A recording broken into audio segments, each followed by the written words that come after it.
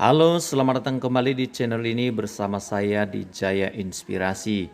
Salam inspirasi, puji Tuhan.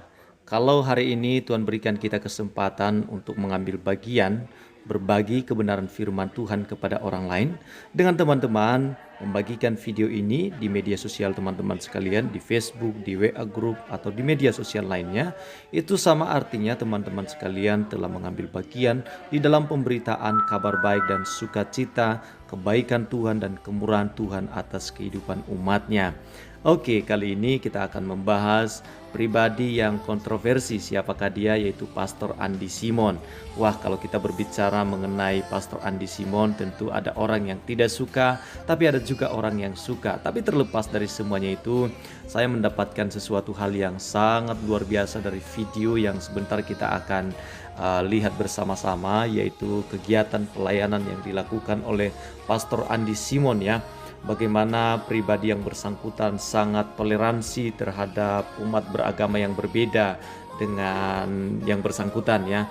Dia berbagi hidup kepada orang-orang Muslim, dia juga berbagi hidup kepada Kristen Katolik dan kepada semua orang, karena memang demikianlah semestinya kita harus hidup bertoleransi sebagaimana kita hidup di negara kesatuan Republik Indonesia ini.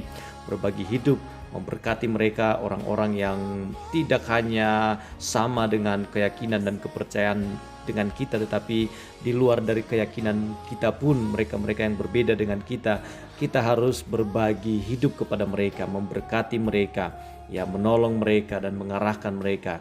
Mukjizat Tuhan tidak terbatas hanya untuk orang-orang Kristen saja, ya, berkat Tuhan tidak hanya terbatas untuk orang-orang Kristen saja, tetapi kepada semua orang, karena Tuhan baik kepada semua orang. Hanya bagaimana kita meresponi kebaikan Tuhan.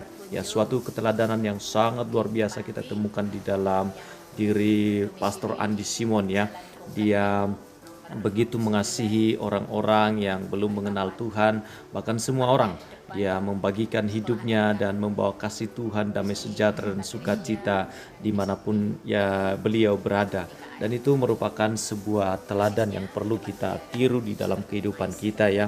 Kalau teman-teman mungkin barangkali ada yang tidak suka dengan pengajarannya atau mukjizat yang dilakukannya, oleh karena Tuhan izinkan itu terjadi di dalam kehidupannya, ya lepaskan semuanya itu. Sekarang kita belajar bagaimana hidup toleransi.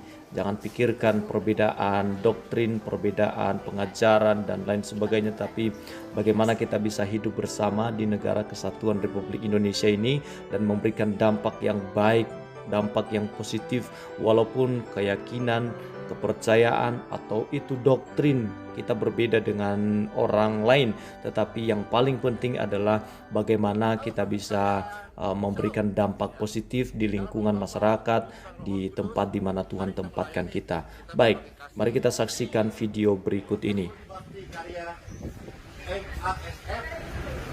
Panti Asuhan Katolik, Panti Asuhan Tabita Putri, berarti putri semua dong kalau begitu.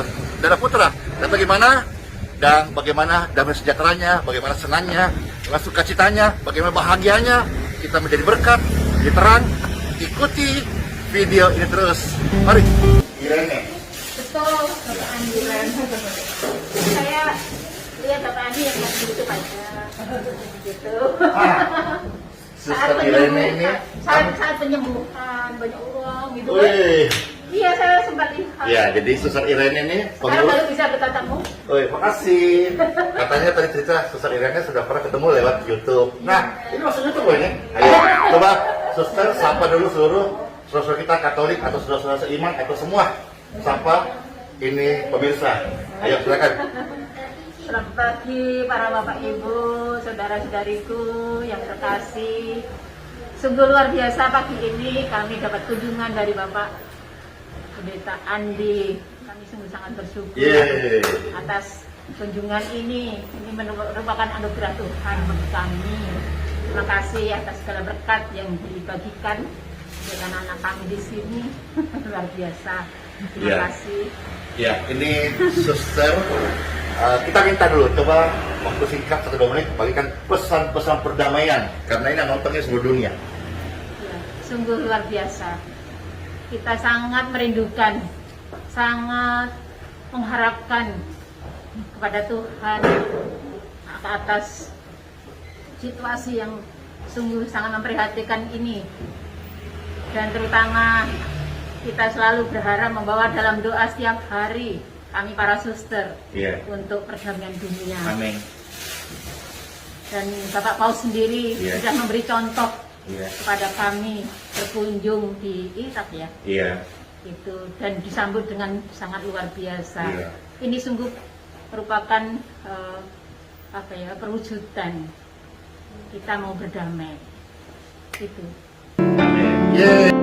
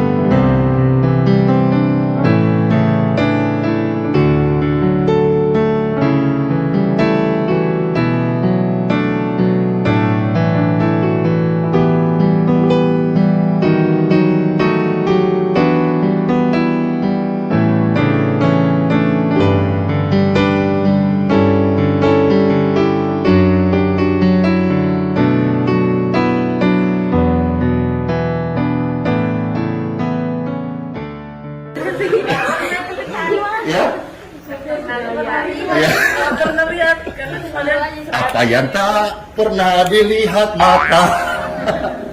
Ya sudah, kiranya semua jadi berkat buat kita semuanya. Tuhan Yesus penolong dan sahabat, selalu percaya Tuhan setia. Waktu Tuhan pasti yang terbaik. Lanjut. Walau kadang tak mudah dimengerti, lewati cobaan ku tetap setia. Waktu Tuhan pasti yang terbaik. Berkati oleh Allah yang Maha Kuasa, dalam nama Bapa dan Putra Nama Bapa, Putra dan Roh Kudus. Amin. Terima kasih. Sama-sama. Memberkati. Terima kasih Ya. Bapak Andi. Ya, pamit ya. Bless you. Terima kasih banyak Ya. kepada tim media. Ingat ya, Tuhan Yesus penolong dan sahabat.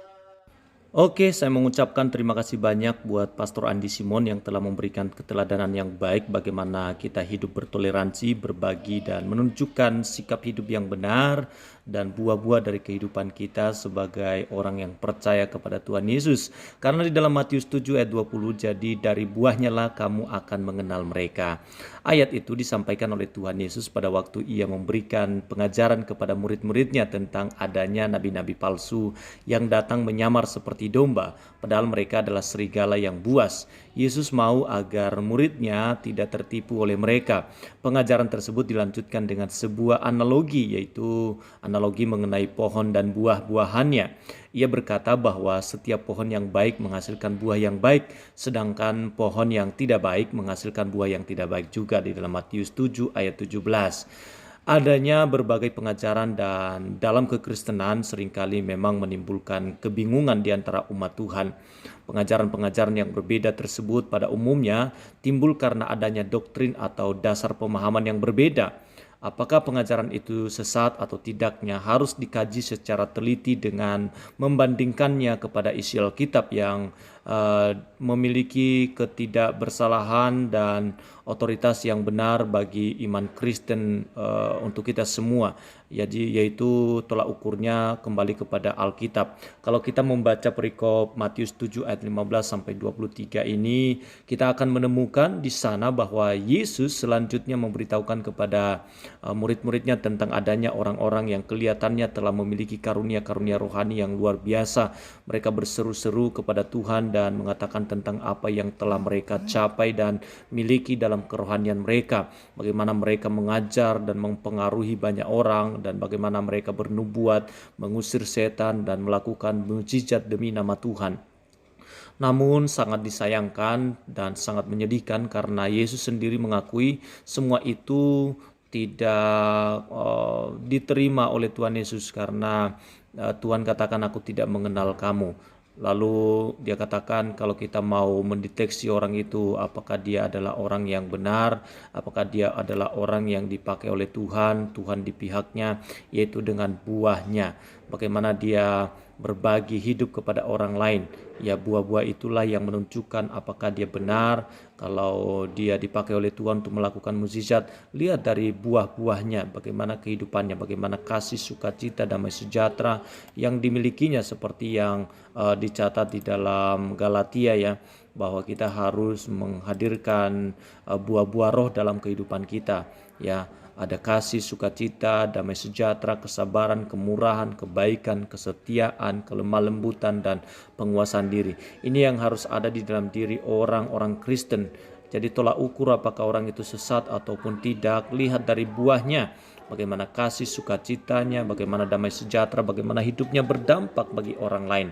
Saya lihat di dalam diri Pastor Andi Simon ada kasih, ada sukacita, ada damai sejahtera, ada kesabaran, kemurahan, kebaikan, kesetiaan, dan lemah lembut, dan juga penguasaan diri. Walaupun difitnah sana sini, tetapi dia tetap juga memiliki penguasaan diri yang luar biasa ya. Terlepas dari perbedaan pengajaran antara satu dengan yang lain, tetapi saya mau menyoroti bagaimana buah yang dihasilkan oleh Pastor Andi Simon dapat memberkati banyak orang, dapat berbuah bagi kerajaan Allah. Banyak orang yang datang kepada Tuhan Yesus melalui pelayanannya. Kita terus dukung dalam doa Pastor Andi Simon supaya Tuhan pakai untuk membawa kabar baik dan sukacita kepada orang-orang yang belum mengenal Tuhan. Mukjizat itu diperlukan untuk mengantarkan orang kepada kebenaran. Mukjizat itu diperlukan untuk menyatakan kuasa Tuhan bagi orang yang belum mengenal Dia. Mukjizat itu diperlukan supaya orang tahu bahwa ada Tuhan yang berkuasa, ada Tuhan yang mampu melakukan hal-hal yang mustahil bagi kita. Tetapi setelah orang itu mendapatkan mukjizat, kita harus mengajar mereka tentang kebenaran, kita harus mengarahkan mereka kepada pertumbuhan iman dan kepercayaan kepada Tuhan Yesus yang merupakan Raja di atas segala raja. Jadi mukjizat itu merupakan pintu, menjadi sarana untuk mengantarkan orang kepada kebenaran. Jangan berhenti kepada mukjizat, jangan berhenti kepada kesembuhan, jangan berhenti kepada karunia, tetapi terus berjuang untuk mencapai pribadi yang berkenan di hadapan Tuhan, menjadi pribadi yang berbuah, menjadi serupa dan segambar dengan Kristus Yesus Tuhan kita, Raja Damai Sejahtera. Oke, sekian dan terima kasih untuk video saya kali ini. Kiranya Tuhan Yesus memberkati kita semua. Salam inspirasi.